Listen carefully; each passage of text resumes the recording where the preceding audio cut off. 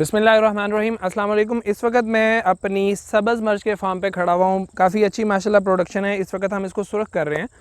लेकिन आज की वीडियो के अंदर मैं आपको मर्च के फल की उस बीमारी की वजह बताऊंगा और उस बीमारी का इलाज बताऊंगा जिसकी वजह से हमारी एक्सपोर्ट्स बहुत ज़्यादा मुतासिर होती हैं, मर्च का बाहर जाना बहुत ज़्यादा मुतासिर होता है। उसके अलावा फल की पैदावार बहुत ज़्यादा कम हो जाती है। और ये मसला सिर्फ मर्च के अंदर नहीं आता, बल्कि टमाटर के अंदर, बैंगन के अंदर, आलू के अंदर, ये एक बीमारी इन सारी की सारी फसलों के फल को ख़राब करने के अंदर बुनियादी किरदार अदा करती है।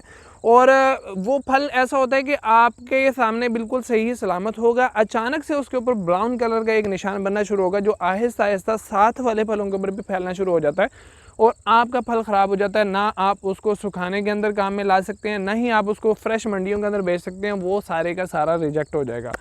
तो आज की इस वीडियो में मेरे साथ रहिएगा, इंशाल्लाह बहुत ही अच्छा टॉपिक हम आज डिस्कस करेंगे। अस्सलाम वालेकुम दोस्तों, इट्स मी मज़हर अली। आप मेरे साथ हैं या फार्म चैनल पे, मेरे साथ रहिएगा।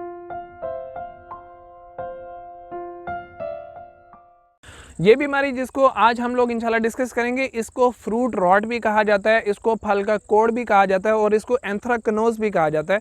और इसके अंदर क्या होता है कि ख़ास किस्म की फंगस होती है, एक ख़ास किस्म की फफूंदी होती है जो आपके पौधे को ज़मीन से भी लग सकती है, आपके पौधे को हवा से भी लग सकती है, पानी से भी लग सकती है। और इसको बढ़ोतरी करने के लिए 95% ह्यूमिडिटी हवा के अंदर चाहिए होती है। उसके साथ साथ जब गर्मी मिलती है तो ये आपके फल के ऊपर अटैक करती है। जिस जगह पे ये अटैक करती है, फल में या पौधे के तने के ऊपर या फल के पौधे के पत्तों के ऊपर, उस जगह पे ये फफूंदी अपना असर और रसूख बढ़ाना शुरू करती है, अपनी आबादी को बढ़ाना शुरू करती है। और उस जगह के जो सेल्स होते हैं, उस जगह पे खुराक की जो थैलियाँ होती हैं, वो सारी की सारी ख़राब होकर गल सड़ जाती हैं। फल वहाँ से पहले वाइट कलर का होना शुरू करता है, उसके बाद वो ब्राउन कलर का हो जाता है और फल किसी भी किस्म का काम का नहीं रहता। ये बीमारी इतनी ख़तरनाक है कि 2010 और 11 के अंदर भारत दुनिया को लीड कर रहा था मर्च की एक्सपोर्ट के अंदर। मर्च की एक्सपोर्ट के अंदर सबसे ज़्यादा भारत की एक्सपोर्ट्स होती थी, सुर्ख मर्च के अंदर ख़ास तौर पे।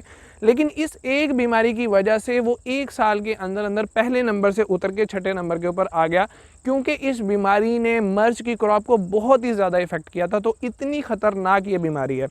इस बीमारी को जो हमने ट्रायल्स किए, इस साल पाकिस्तान के अंदर भी इसके काफ़ी ज़्यादा अटैक आए, ख़ास तौर पे उन वैरायटीज़ के ऊपर इसके अटैक बहुत ज़्यादा आए जिन वैरायटीज़ को सुर्ख करने के बाद सेल किया जाता है।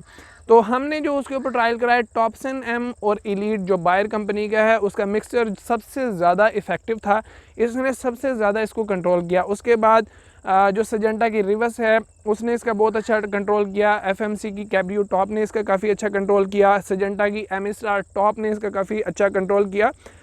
लेकिन इस फंजाई से, इस फंगस से अपने प्लांट्स को बचाने के लिए बहुत ज़रूरी है कि सबसे पहले एक हिफाजती स्प्रे आप अपने प्लांट्स के ऊपर फ्लावरिंग, फूल आने से पहले पहले कर दें। जैसे ये फूल अभी निकला हुआ है, तो इसको शुरू होने से पहले पहले आपका छोटे छोटे प्लांट्स के ऊपर एक स्प्रे हो जाना चाहिए। उसके बाद अगला स्प्रे आप लोग उस वक्त करें कि जब ये जो फूल है वो फल के अंदर कन्वर्ट हो रहा होता है। लेकिन जो लोग टनल फार्मिंग कर रहे हैं उनके लिए मेरा ये मशवरा होता है कि आप लोगों को 8 दिन के अंदर कम से कम एक फंजीसाइड का और एक इंसेक्टिसाइड का, जिसमें थ्रिप्स और तेले के लिए ख़ास तौर पे स्प्रे शामिल हो। वाइट फ्लाई को इतना ख़ास इसको इफ़ेक्ट नहीं करती है, वो स्प्रे 8 दिन के अंदर आपको एक लाजमी कर लेना चाहिए। हम लोग क्योंकि शेड्यूल के अंदर स्प्रेस करते रहते हैं, तो इस एक मर्च को ढूंढने के लिए मुझे काफ़ी ज़्यादा फिरना पड़ा। उसके बाद मुझे ये एक मर्च नज़र आई है, वरना अल्हम्दुलिल्लाह इस बीमारी का हमारी फसल के ऊपर कोई अटैक नहीं है। तो सबसे पहला इलाज हिफाजती स्प्रे होता है कि इस बीमारी के आने से पहले आपने उसको कंट्रोल कर लिया। तो एक तो है कि आप 8 दिन के शेड्यूल के मुताबिक चलते हैं, लेकिन अगर आप उतना खर्चा नहीं कर सकते तो कम से कम एक स्प्रे फ्लावरिंग से पहले, एक फ्रूटिंग पे और एक फ्रूटिंग के 20 दिन बाद, उसके बाद हर 20 दिन के बाद, हर तुड़ाई के बाद आमतौर पे आपको एक स्प्रे कर देना चाहिए, ताकि आने वाला जो फ्रूट है वो आपका इस किस्म की बीमारियों से महफूज रहे। उसके अलावा अगर आपको बैंगन के ऊपर जो उसकी जिल्द है वो लाइट ब्राउन कलर की, ये जली हुई नज़र आती है, वो इस बीमारी की वजह से है, उस पर आप सेम स्प्रे करेंगे। अगर आपको टमाटर का निचला हिस्सा गला हुआ नज़र आता है, वो टमाटर के फल का निचला हिस्सा गला हुआ नज़र आता है, वो भी इसी बीमारी की वजह से है, उसके ऊपर भी आप लोग अगर यही स्प्रे करेंगे और शेड्यूल के साथ करते चले जाएंगे, एक स्प्रे से कुछ नहीं होने वाला, शेड्यूल के साथ करते चले जाएंगे तो इंशाल्लाह ये स्प्रे, ये जो बीमारी है वो ख़त्म हो जाएगी। उसके अलावा इस बीमारी की एक बड़ी ख़ास बात यह है कि कभी कभार ऐसा होता है कि ये आपके फल के अंदर मौजूद होती है लेकिन इसकी अलामात ज़ाहिर नहीं होती, आपको पता नहीं चलता कि यार ये बीमारी मेरे फल के ऊपर मौजूद है। ऐसे में अगर आप लोग अपनी मिर्च को सुरख कर रहे हैं या टमाटर को आप कहीं पर दूर भिजवा रहे हैं और इसको अपना पसंदीदा मौसम मिल जाता है, इसने अलामात ज़ाहिर नहीं की क्योंकि इसको पसंदीदा मौसम नहीं मिला।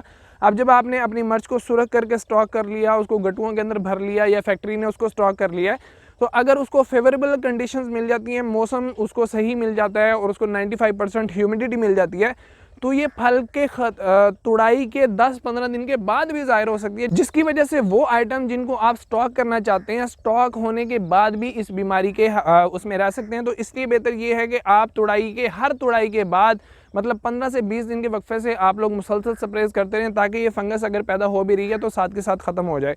उसके अलावा ये जो फंजाई है ये तकरीबन पूरी दुनिया के अंदर पाई जाती है। ऐसा नहीं हो सकता कि अफ्रीका में नहीं है या अमेरिका में नहीं है, पाकिस्तान और इंडिया के अंदर पाई जाती है, बल्कि दुनिया के ज़्यादातर ममालिक के अंदर ये फंगस जो सी है वो आमतौर पे प्रमोट होती है और फल को ख़राब करती रहती है। एक हाल तो मैंने इसका बता दिया कि आप स्प्रे के ज़रिए से उसको कंट्रोल कर सकते हैं, लेकिन स्प्रे के साथ साथ आपको दूसरे तरीके भी अपनाने होंगे कि ऐसी ज़मीन के अंदर अपनी फसलें लगाएं जिनके अंदर पानी की निकासी बहुत ही आराम से होती हो, पानी वहाँ पर बहुत ज़्यादा खड़ा ना रहता हो। उसके अलावा पौधे से पौधा फासला जो सा उसको एक मुनासिब फासले पे लगाएं।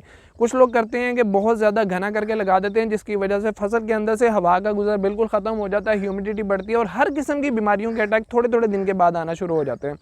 और अगर आप फासला मेंटेन नहीं करते, आप पौधे से पौधा फासला सही नहीं देते हैं, ऐसे में जब आप स्प्रे करते हैं तो स्प्रे नीचे तक असर नहीं करती, जबकि ज़्यादातर फंजीसाइड, ज़्यादातर फफूंदी कुछ अद्वियात वो इस तरह से काम करती हैं कि जहाँ पे वो गिरी हैं ज़्यादातर उनके असरात वहीं पे होते हैं। ऐसा नहीं होता कि वो पौधे के पूरे हिस्से के अंदर फैल जाएँ, जिसकी वजह से अगर पौधे ज़्यादा घने हैं तो ऊपर वाले हिस्से के ऊपर बीमारी का अटैक कम होगा, नीचे वाले हिस्से के ऊपर बीमारी का अटैक बहुत ज़्यादा शदीद हो जाता है। तो इसलिए पौधे से पौधा फासला आपका बहुत ही मुनासिब होना चाहिए। मर्च जो है अगर टनल के अंदर लगा रहे हैं तो 1.5 फुट के फासले के ऊपर, ओपन के ऊपर लगा रहे हैं तो अब भी कम से कम 1.5 फुट के फासले पे आपको उसको लगाना चाहिए। लेकिन कुछ लोग उसको 1 फुट पे के फासले पे भी लगा लेते हैं क्योंकि ओपन के अंदर ये बहुत ज़्यादा ग्रो नहीं करती। तो उम्मीद है मेरी इस वीडियो से आपको कुछ हेल्प मिली होगी। अगर वीडियो पसंद आई है तो इसको लाइक ज़रूर कीजिएगा, शेयर कीजिएगा, मेरे चैनल IR फार्म को ज़रूर सब्सक्राइब कीजिएगा। मज़हर अली को इजाज़त दीजिए। अल्लाह।